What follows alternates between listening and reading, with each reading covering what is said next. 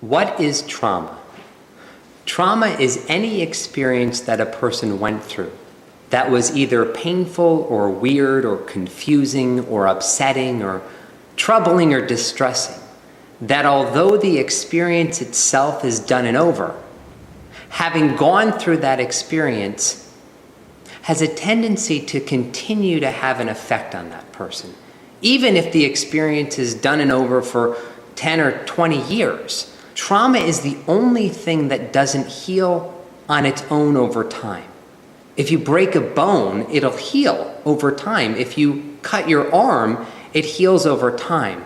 Trauma is the only thing that doesn't heal on its own over time because it's stuck. And here's why.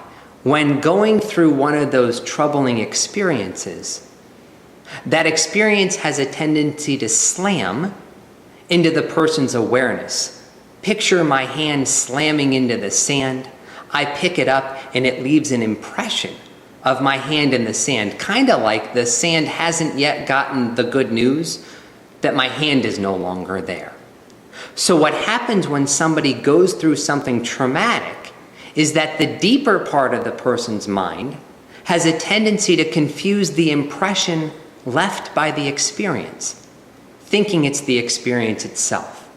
It's why when a friend of yours comes over and tells you a story of how he was in an automobile accident 4 years ago, he begins to get emotional.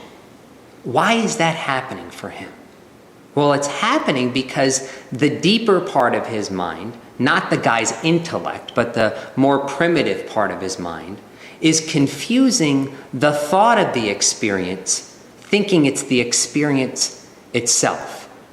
And what rapid resolution does is update that part of the mind so that that part of the mind gets the really good news that the troubling experience is no longer happening. As soon as that happens, the person is emotionally free and will no longer ever be troubled by that past experience.